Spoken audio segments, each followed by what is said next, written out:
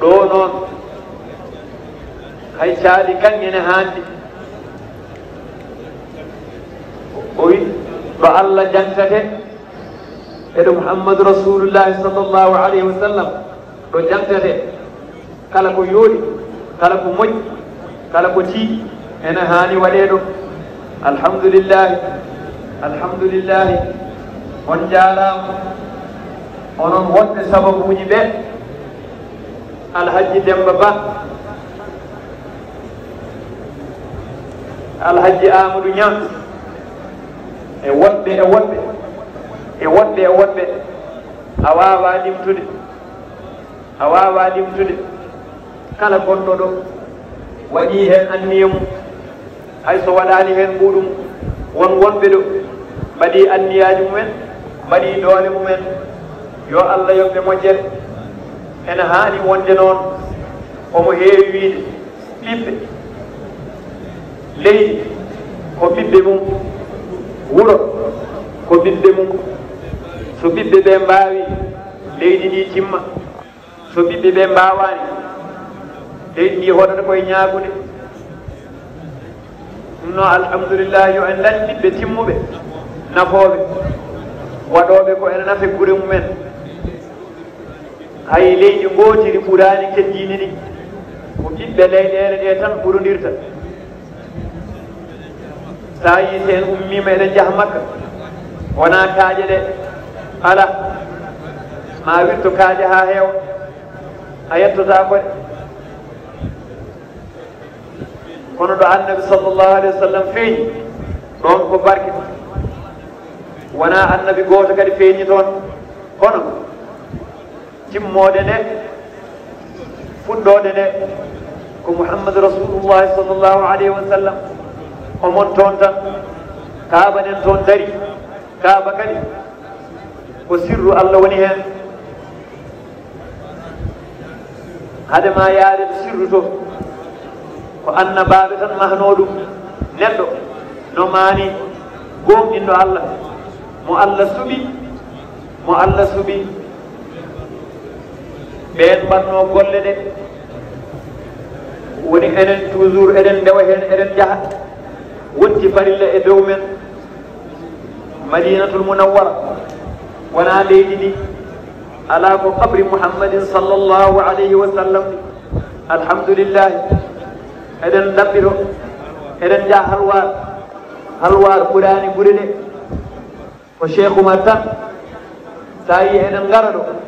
ɗo ɓuraani hay leydi ngootiri ɗe ko seydi alhaji mamadou moussa ene jokkii noon ɗiɗɗo e leydi so moƴƴii gure mumen moƴƴa alhaali mumen fof feewa so tawi wonno mbayi wala hawla wala quwwata illa billah alhamdulillah jibinɗo ko daara ɓes hunde fof ne foti wonde ɗo hunde fof ne waawi wonde ɗo yo Allah timminan ɓesgu ngu yo Allah timmin ɓeyda ngu hattan ɓeyda ngu baawal ɓeyda ngu ɓeyda nanngodiral ɓe ɓeyda janngude ɓe ɓeydo gollaade wonaa janngude tan woni golle ala fof noon ko ma renda nde neɗɗo o timma so neɗɗo o timmina galle mum timmina wuro mum timmina leydi mum maayo ngoone ko waɗete heen ko yo Allah timmin godron mbaɗaaɗo o yo en ɓooy huutoraade ɗum waɗnooɓe ɗum ɓe Allah jaaraama ɓe jaaraama président Macky Sall kañum waɗnoo kali o e godroŋaaji goɗɗi o jaaraama adiiɓe mo ɓe gooto fof wonko waɗi hannde ko ɓeeɗo ngoni ɗo président Bassirou Diomaye Faye alhamdulillahi Allah rokkiimo wune ɗum ɗo maayo ngo yagg nañu gis lii waaye nee na président Diomaye Faye la yàlla jagleel mu war a liggéey lii mu war ko mottali nee na nag yàlla rek moo ko cëral loolu nee doomu réew yi nag nii dañu war a mel bu ñu ñëwee nañu am vision boo xamante ni ñu xool réew mi yépp lépp luñ commencé yàqu ñu yëkkati ko lépp lu ci jagul ñu jagal ko lépp lu ci baax ñu daal ko aar sàmm ko ba mu gën a baax ñu daal di ko sàmm ba mu gën a baax ñu ngi leen di ñaanal yàlla mën leen may kattan ngeen mën a liggéey ñu ngi leen di ñaanal ngeen liggéey luy amal njëriñ réew mi yal na leen yàlla suturaan moom président de la république ak mboolem gouvernement am yépp yal na leen yàlla taxaw to en jangi liggoɗen nangodiren nanodiren mballodiren mbawen wadde ko heewi leydi ndi ene hatojini nee nañu jàng nag ñu fexe jàng xam bu ñu xamee tamit nañu liggéey bu ñu liggéeyee nañu jàppante nañu dimbalante te yàlla tax looloo mën a tax ñu dem kanam nee na ndax réew mi dafa soxla ñu liggéey ko am na luñ ci jot a liggéey waaye nag dañuy xool réew yi nga xamante ni ñu ngi sunuy kanam dañoo bëgg dab réew yooyu ñoom gënuñ ñu dara de moyen rek moyen yooyu nag nit nag moo ko mën taxaw moo mën liggéey yàlla nañ yàlla xiirtal ci loolu ci wut yàlla may ñu gis ñu daal di liggéey ñu daal di jàppante ñu bàyyi fitina ci sunu biir yàlla nañ yàlla jàppale yàlla nañ yàlla taxaw ne réewu Sénégal réew bu neex a liggéey la ne dem nañ sànq ci dex bi gis nañ liggéey bu am solo buñ fa commandé ne liggéey bu rafet la ne dex bi yëpp dalee ko ba Saint-Louis ba Bakel ba ci Kidira loolu yëpp war nañu mun def digue de protection yu mel nii war nañ ko protéger ndax buñ ko deful sunu réew sunu territoire national mooy daal di wàññeeku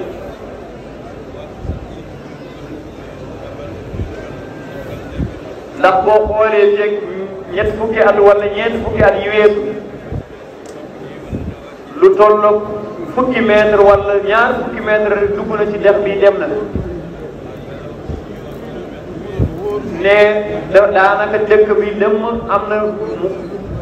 moo dugg na ci dex bi lekk na ko kon nag loolu bu amee Sénégal moo ciy perte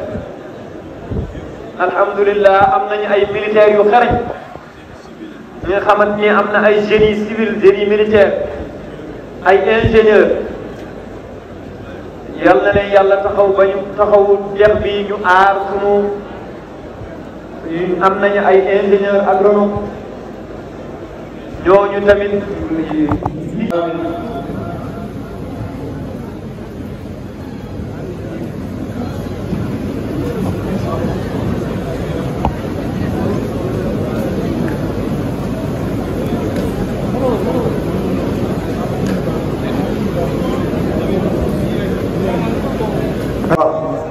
والناطق الرسمي بحضرة محمد المصلية التجارية العمرية وجميع حضرة الشيخ نرحب بجميع الزوار في هذا المكان المقدس ابتداء من شيخنا خادم الحضرة العمرية الشيخ مداري مصطفى وجميع الحضرة العمرية وتاليا الحكومة لجمهوريتنا السنغال. مرورا على هذا نقتنص فرصة الشكر الوافر لهم على هذا الجهد الجبار الفاقد المثال الذي طال منا له الانتظار، أعني العمليات لتعمير وبناء سقف المولودية وحفاظ شاطئ البحر عن طريق سيدنا وكافة سكان حوالي البحر. فالشيخ الخليفة والشيخ الحاج تجاني وجميع أحفاد الشيخ ومريده وأهل حضرته وأحبابه يسلون جزيل الشكر إلى فخامة الرئيس سيد بشير يوماي يخافي ووزيره الأول السيد عثمان صنكو، وعلى الأخص السيد الشيخ تجاني جي وزير المياه والصرف الصحي. ولا يتسنى لنا أن لا نذكر السيد مالك الكيسي المدير العام للوقاية من الفيضانيات. يزيدكم الشيخ علما بأنكم خدمتم لشيخه الشيخ الحاج عمر الفوزي، لأن هذه الحضرة حضرته الخالصة، وهو الذي يتولى أمركم ويجازيكم، ونقول لكم جزاكم الله عنا خيرا. ثم إنا نتوجه الشكر الخاص لجميع السكان والمريدين حيثما كانوا داخل وخارج البلد على جهادهم الكبير في عمليات بناء السقف بمولود دار عليه. ونسمي الرؤساء نيابة عن الجميع السيد جنببا النائب المحترم، والسيد أحمد جن عمدة بلدية، وجميع الحضرات. ثم نعود إلى نقطة انقلابنا الشيخ مداني جان الذي لا يتعب ولا يمل قط في كل خدمة متوجهة إلى السيد الحاج محمد موسى، بل دائما من أوائل المشاركين. نشكره ونعترف باعتنائه لهذه الحضرة الميمونة القديمة العجمين وبيتها، كما أرشدنا سيدنا رسول الله صلى الله عليه وسلم: من استائلكم معروفا فكافيه ولو بالدعاء. نتضرع إلى الله بأخف الرغبة والرهبة أن يديم السلامة في بلادنا وسائر بلاد المسلمين، وأن يطول بقاء السيد الخليفة الشيخ محمد النور وجميع حضرته. شكرا لكم، جزاكم الله عنا خيرا، والسلام عليكم ورحمة الله. barakallahu fiikum. dañuy tënk rek li mu doon wax ci taxawaay bu rafet, waaye dafay tënk rek lu jëm ci nga xamante ni def nañ seen kéem kattan jël seen doole ak seeni xalaat yu rafet ngir liggéey bi projet bu mag bi mën a taxaw fii ci Daara Halaybe. ginnaaw bi mu leen dalalee ci turu xalifa bi ak ci turu porte-parole bi def leen di sant di leen gërëm, dalee ko ci président de la république bi nga xamante ni moo am vision bi ak ñi nga xamante ni ñoom lay liggéeyal ci gouvernement bi. ñu ñëw taxaw Daara Halaybe tànn ko ci yeneen ci cité religieuse yi taxaw bu rafet, ñëw ànd ak ñun nga xamante moo nekkoon suñu yitte ci assainissement, ndax bërëb bii ñu doon taxaw dafa doon am ndox, dafa doon taa lu bëri. kon nag bu ñu defee assainissement bi ba bu tawee ndox bi jàll, kon ñu mën a gàmm ak xel yu dal. te dex bi tamit nga xam dafa doon lekk kër yi, ñu fexe ba def digue de protection ba bu ñu tëddee ñu mun nelaw. kon dañuy sant yàlla ci loolu, sant leen yéen ñi ci taxaw ñëpp ak ñi ci sonn ak ñi ci xalaat ak ñi ci def yëpp na leen yàlla fay yiw. loolu moo doon tënk li mu doon wax ci bi arab bi.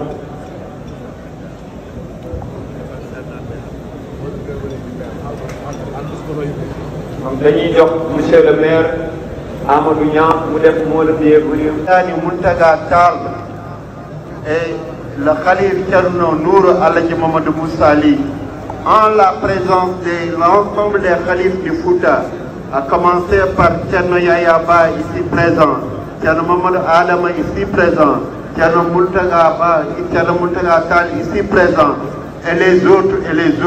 Je ne peux pas tous citer, ils sont tous là, y compris toute la communauté. Véritablement, c'est dire toute la joie, tout le plaisir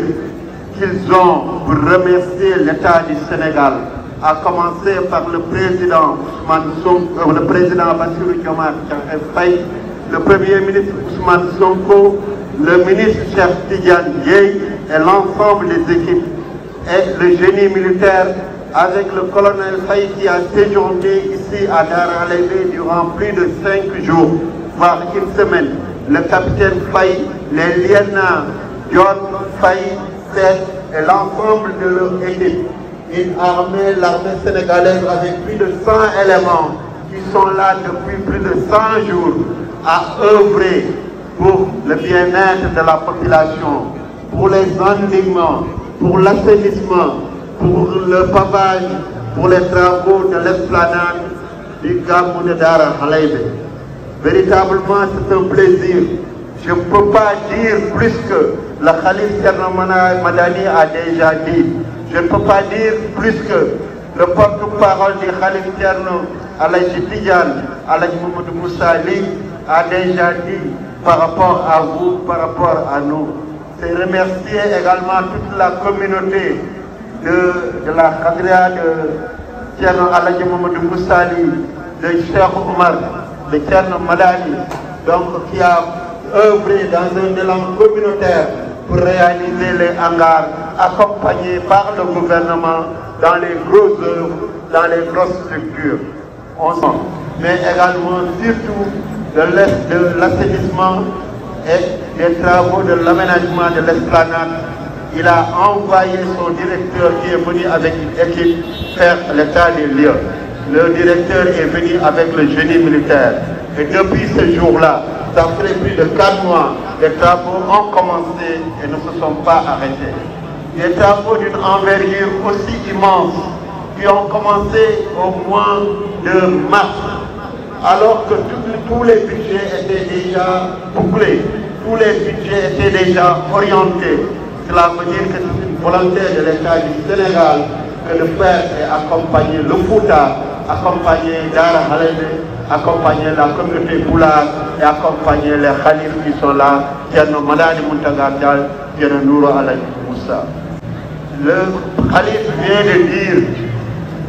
que le Fouta mérite, que Dara Halede mérite tout ce qu'on fait pour lui à cause du vénéré Alaji Mamadou Moussa Li, que nous venons de visiter le mausolée qui était déjà menacé par l'eau. Et par votre œuvre, non,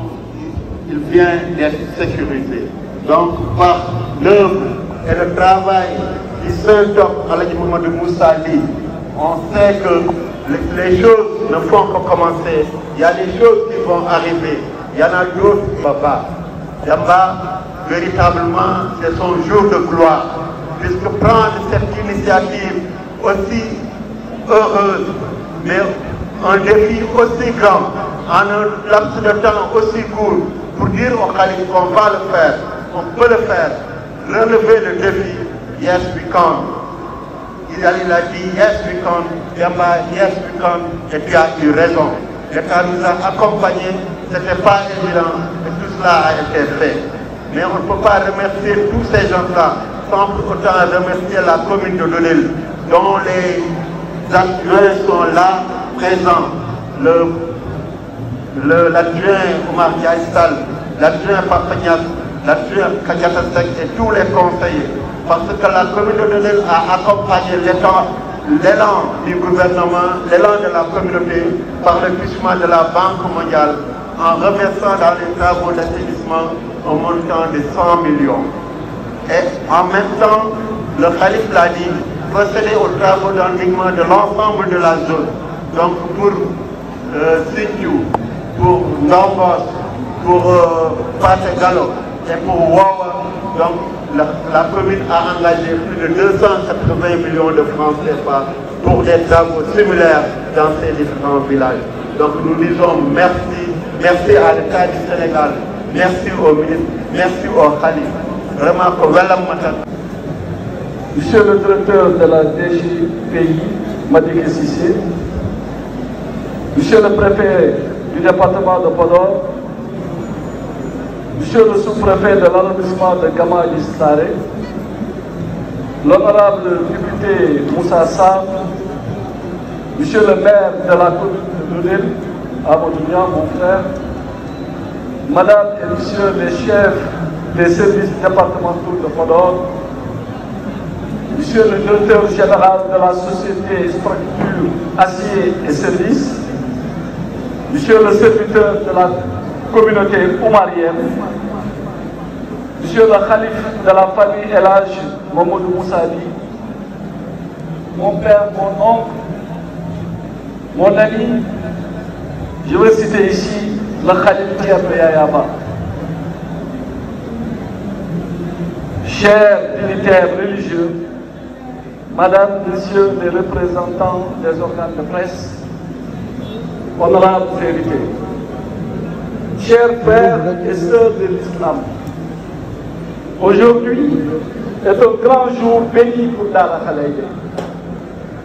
Un grand jour parmi tant d'autres où nous voyons se concrétiser un rêve collectif. Celui de doter notre commune d'infrastructures modernes, adaptées et dignes de notre foi et à la hauteur de nos valeurs d'hospitalité, afin que les grandes cérémonies religieuses et sociales puissent se dérouler dans les meilleures conditions. de notre vénéré Khalif Thierno Mourgi, digne héritier de la prestigieuse lignée de El Hadji Mamadou Moussali, le saint homme de Nana Khalil, qu'Allah subhanahu wa ta'ala lui accorde une très longue vie, une santé de fer, et ne cesse de faire descendre sa baraka sur lui, sa famille et l'ensemble de ses disciples. En effet, partant du constat de l'exécuté de notre mosquée, devenue trop étroite pour accueillir le fléau de plus en plus croissant de pèlerins venant de toutes parts et des contraintes nouvelles liées aux effets de changement climatique, notre khalife m'a fait l'honneur et le privilège de me confier ce projet. Ce geste généreusement symbolique à mon égard, je l'ai perçu comme un challenge et un défi à la hauteur de la dimension du vénéré guide Thierno Alaji Mamadou Moussali. C'est ainsi, avec humilité et détermination, nous nous sommes sans tarder engagés dans le travail pour offrir à notre commune des infrastructures religieuses qui répondent aux besoins de notre temps. Aujourd'hui, le premier, d'une superficie de 700 mètres carrés, est destiné au confort et à la dévotion de nos mères, épouses, sœurs, filles et nièces. C'est payé de nos familles et calquer de nos valeurs. Le second, plus vaste, d'une superficie de 1800 mètres carrés, accueille les hommes et abrite leur très haute délibération. Ces deux édifices bordés d'une belle esplanade que chacun peut admirer représentent un investissement global de 181 millions de la fondation jusqu'à la finition après études techniques et aménagement du site. Cependant, force est de faire remarquer que ce rêve n'aurait pu avoir le jour sans le concours de plusieurs bienfaiteurs et partenaires que je tiens à remercier solennellement. Monsieur Cheikh Tidiane Dièye, ministre de l'Hydraulique et de l'Assainissement, pour tous les efforts et sacrifices qu'il a consentis depuis le début du projet. Non seulement il a mobilisé tous les services de l'État placés sous son autorité, mais il n'a pas à sa première visite à Dakar.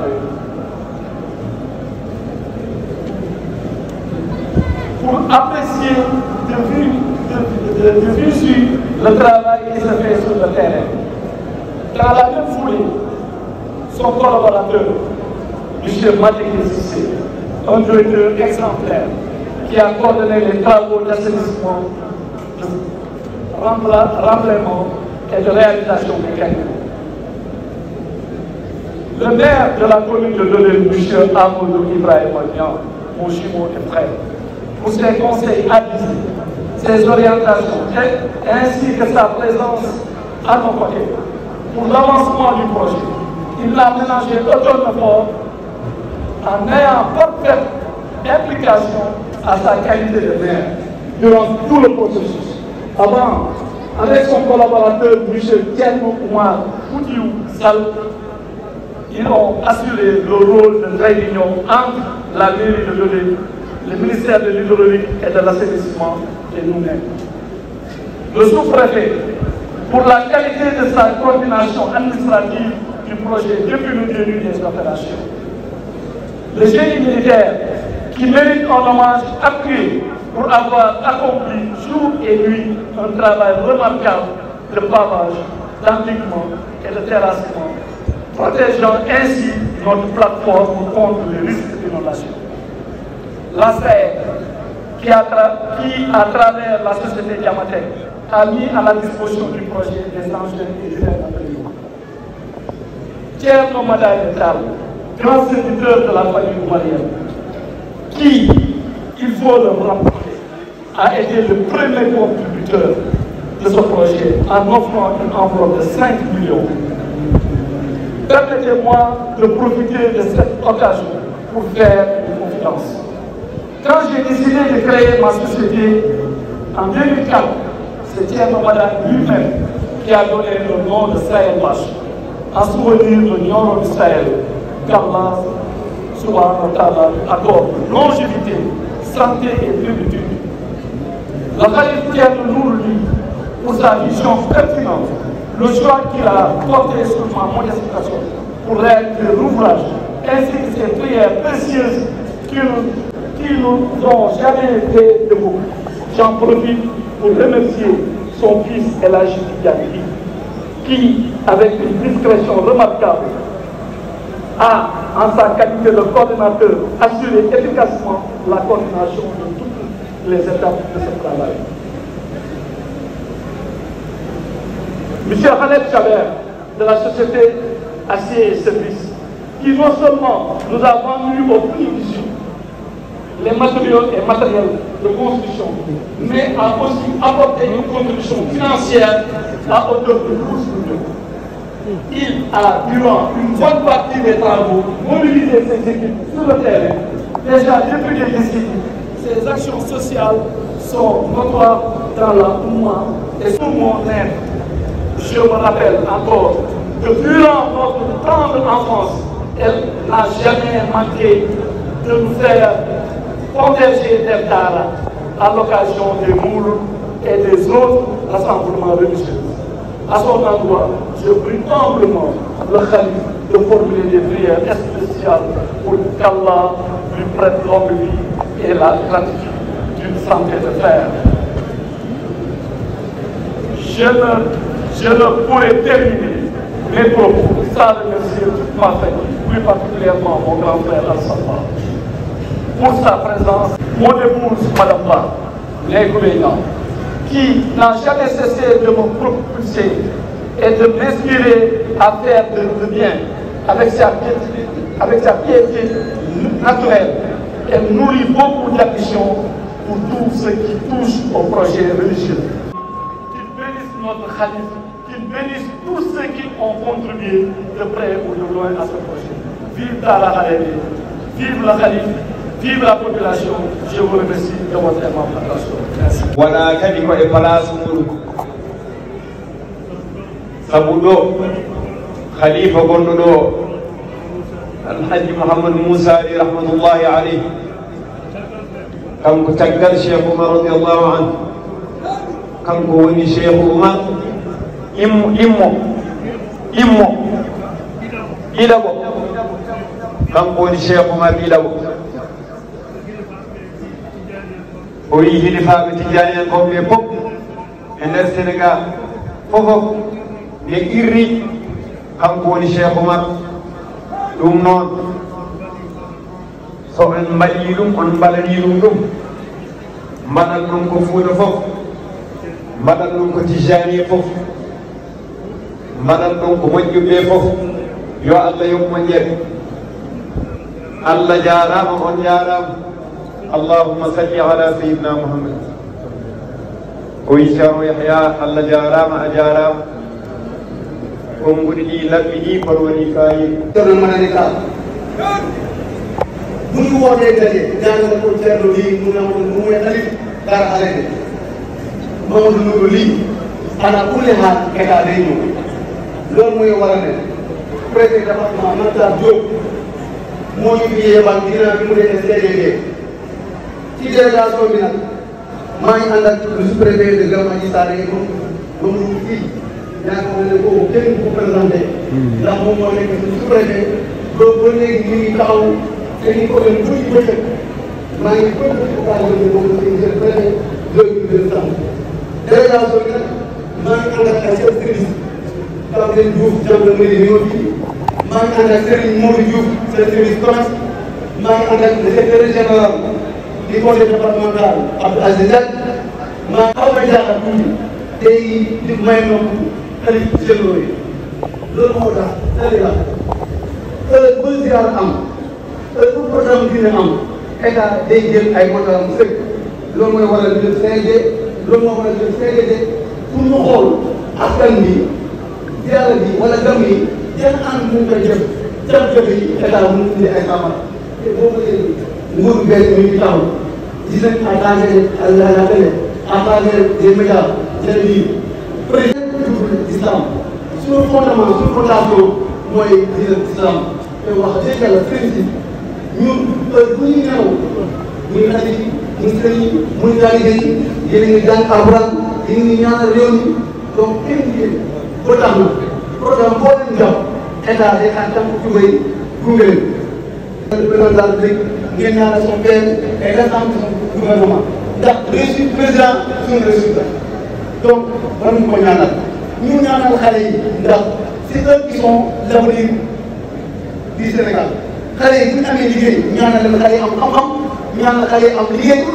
xale yi bu ñu amee liggéey duñu jël géej xale yi bu ñu amee liggéey duñu def naka suñu loolu donc bëgg naa jotaay bu sedd bii jotaay bu tedd bii ngeen ñaanal xale yi ñu am fu ñu dee rawatina suñu yaay suñu jigéen ñi ndax góor loolu bala ngaa mën dara dafa am peut être am na donc suñu jigéen ñi gis nañ seen place ñi ñaanal askan wi ndax Sénégal bokk ñeent lu baax ci li ko téye li tax maanaam ñëpp buñ yaakaaree dana jàng rek mu teguwaat ci yoon seen dimbale seen ñaan la ak mag ñu baax ñii ñu fekk ak lépp ci barke Thierno Moussa di waral jataay bi sëriñ bi dañu di sant di leen gërëm Cheikh Tidiane Dieye moo fi waroon a teewal boppam préparé woon nañ lépp pour ñu ñëw ba ci guddi gi dañoo yéex a génn bureau ba ay 20 heures ñun ñii sentiroon na yaram neexul ci la daal maanaam fan la fat toog neexu ko woon li ñu wax sant rek Cheikh Thierno moom ci boppam dina déplacé wu ba foofu ñëw ziar si la ba sargal la te bu ko kàttanam mayee tamit dina fi ñëwaat continuer ak yéen maanaam liggéey bii ñu door di ko mooy liggéey boo xam ne dañ ko nar ci Sénégal yëpp donc taxawaay askan bi moo ñu fi tax a jóg te loolu lay mooy ci ndigalu premier ministre ndigalu président de la République ngeen yokk ñaan yi xam naa ni yéen a ngi ci mais dañuy maanaam fàttali rek en tant que maanaam yaakaaruñu lu dul askan wi maanaam ci seen i taxawaay état bi forme de développement bi mu approche bi mu bees bu mu indi moom mooy lépp lu muy jiital rek daf ci jiital askan bi ci ginnaaw njaaru kilifa diine yi askan bi di participer ci construction wu état bi moom mooy exemple bi ñu fi fekk tey lii rek dañ koo firndeel war nañ koo dupliquer fépp ci Sénégal parce que communauté bii ñu fekk day nekk communauté bu jàmbaar bu bëgg lu baax liggéey bi daf cee dugal loxoom ci accompagnement élus nationaux yi élus locaux yi. Parce qu'on n'a pas quelque chose de plus valeureux que le Saint-Coran. Donc à titre symbolique, il vous décerne ce livre saint du Coran en guise de reconnaissance et vous dire merci de l'œuvre titanesque que vous avez accomplie à Dar Harebe et l'accompagnement que vous avez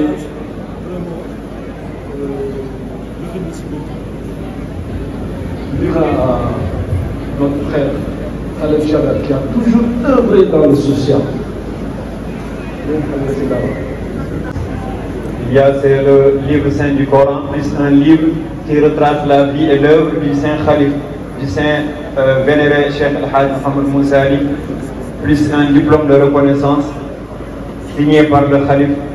El-Hajj Mohamed Nourli.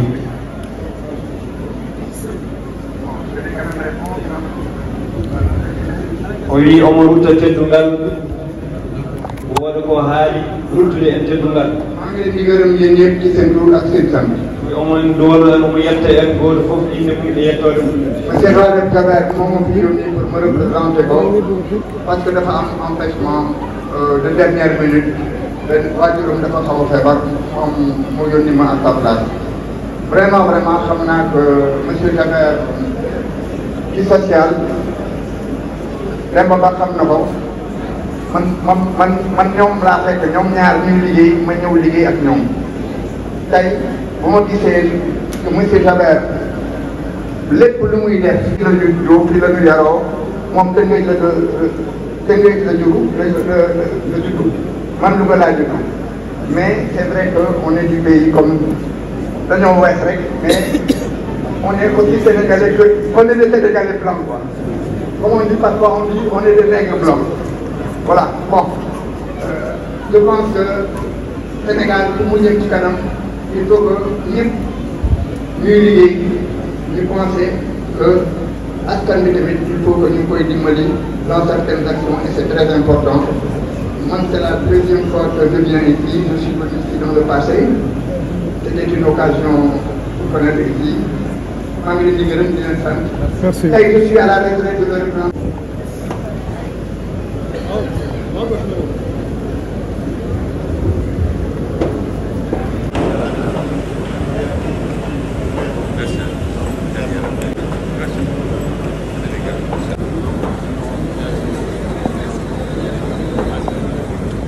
kadi wino gila garɗa o watti fof e jungo ma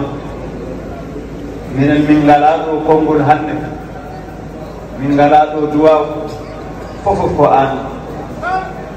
wonno yakare seydi el haaji mouhamadou moussa o galle cheikh oumar alhamdoulillahi rabbil alamin arɓe ɗo e cheikh oumar ɓe fof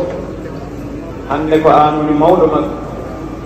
kadi an kadi woni damal amen ɗum noon hen weltare min mbawa haaldude ɗum so wona yettude allah komin jiiɗi andindemo ko jiiruɗa guite ma ɗeɗo golle gollade darde ma e himme mane hen duwaw mane hen o wiyani jawɗi ɗiɗi o waɗi kono ko duwaw makko e himme makko yo ɗum won ko ɗum waɗi ɗum wonde ɗum ɗon noon so ari ha yettima ɗo duwaw o galle cheikh oumar tan jogui joom golle en ɓe laamu nañu xam ne dañ leen di xamal ne ñun amuñu kenn ci kaw suuf ku dul seydi cheikh oumar radiallahu anhu ne cheikh oumar nag bu ñeen tëdd leen sunu xol ba ñu yóbbu leen cheikh oumar ñaanal leen ñun sunu doole fa la mën a yem ñun dee fa la ñu yem lu des lii mooy njaboot gi alhaji Demba Ba ak bi mu taxaw ci taxawaayam ñaanam bàyyi nañ ko Cheikh Oumar ñun am nañu ñaan bi yëpp ñu tegaat ko ci loxo Cheikh Oumar xam nañ ne tamit képp ku lebal seeni Cheikh Oumar yàlla dina la fay lu xam ne lu ëpp loolu képp ku si sonnoon ci sa alal mu def si alalam walla coonoon mu def si xolam bu rafet ak yéenam fof eɗen yeeyo Allah yokk kono fofof de duwaw o ko ceerno tan jogui ko ɗo woni duwaw o enin yaakori kadi ngam barke seydi el haaji mouhamadou moussa ngam tampere makko e seydi cheikh oumar ko ari ɗo ko fof oto Allah soyni jikkeji meɗen amin o liggani men ko koɓe mbaɗani en ɗo ko yo Allah rokkuɓe sagoji mabɓe amin yo Allah feccuɓe e feccere seydi el haaji mouhamadou moussa yo Allah feccu en e feccere seydi el haaji mouhamadou moussa kono nde o feccuno e nder cheikh oumar radiallahu anhu ɗum ɗon noon emi yomin gaddu oɗo diplôme min mbaɗnoma reconnaissance kono noon minen kay ene teƴƴi e amen ittude diplôme amin mbaɗma reconnaissance minen ko an woni koye amen o wi omo wooda ko dañaɗo ko fof ko seydi cheikh oumar ceerno wi a jarama ceerno wi a jarama jarama noon ceerno heeɓi kadi heeɗi ɗum yoni weltima dowima o wi ne waɗi wonɓe ɓe ngannduɗaa keblanono président communauté pironage hono alaji Demba Ba ne jeeya heen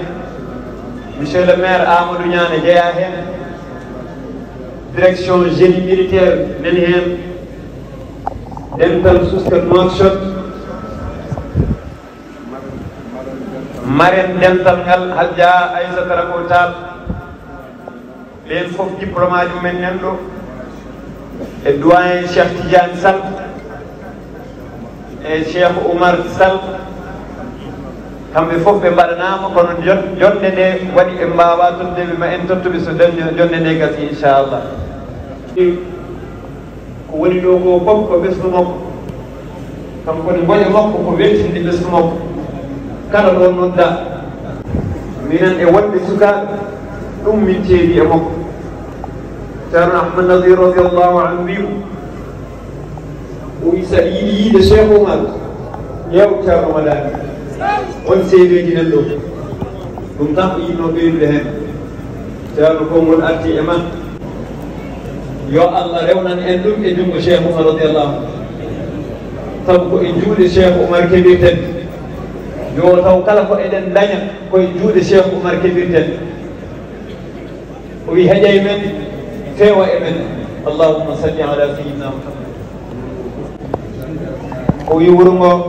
le village a mis en disposition de M. Jaber un taureau en guise de bienvenue, plus M. Dembaba aussi a donné un taureau.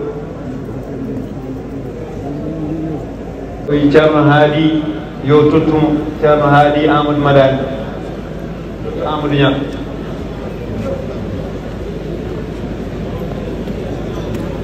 Nouakchott e garɗogol Ousmane Mamadou Ba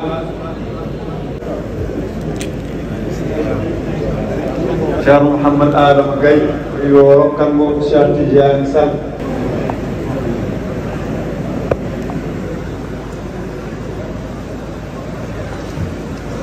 o ko Cheikh Oumar Sall darde makko monsieur le préfet mu joxal ñu sunu doom Cheikh Oumar Sall di doomu dëkk bi taxaw taxawaay bu rafet di liggéey di taxaw ak ci wetu monsieur le ministre Cheikh Tidiane Dièye ak équipam yëpp mu taxaw def ci lu rafet yàlla spécial pour oustaz Ousmane Mamadou Ba taw wona dekkal ngal joɗana responsable moral dental Nouakchott ceerno Madani hokkumo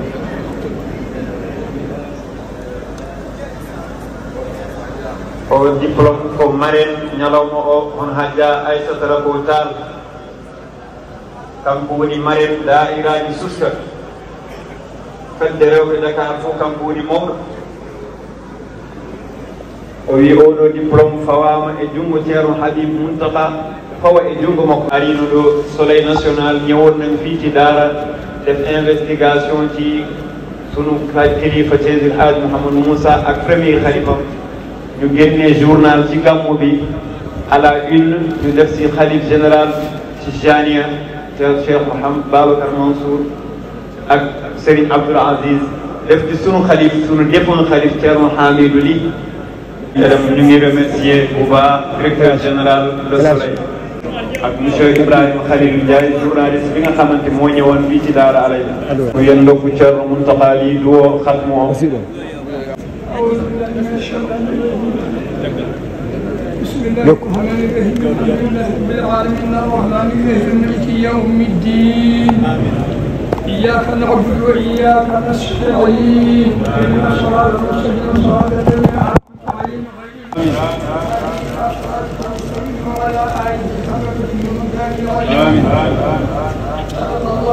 غير آمين لا حول ولا قوة إلا بالله العلي العظيم آمين اللهم صل وسلم على قطعناه وذرمته إلى سيدنا مولانا محمد عليه الصلاة والسلام آمين وإلى أرواح جميع الأنبياء والأنبياء والمرسلين وإلى أرواح آبائنا وأمهاتنا وإخواننا آمين خاصة آمين آمين آمين آمين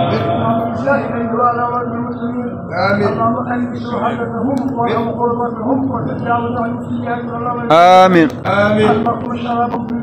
آمين آمين آمين آمين آمين آمين يا رب. الفاتحة الفاتحة. ceerno wi heddi ɓe mbirɗe e caali ɗi jamaali ɗi jamaiyan yurmede allah ne wondi e dental ɓe mbaɗa ɗo wasifa maɓɓe ɓe mbaɗa ɗo hadratul jumua ene ɓuuɓi ene feewi ene laaɓi kadi ene reena caali ɗi a jarama on jarama o wi ceerno yahya o salmini ɗum seeren ɓe arɓe ɓe en calmini ɗumen ceerno mouhammad adam ceerno mouhamadoul mansour ba e woɗɓe ɓe jarama o wi dokken ceerno muntaka madani o janggana en fatiha kuɗɗen dental ngal mbiya amina tawni anniyaji mon fof enen jogui gërëm bu baax sécurité bi yëpp ci seen taxawaay bu rafet waxoon nañ ko. biye amin amin amin amin amin amin amin al-Fatiha.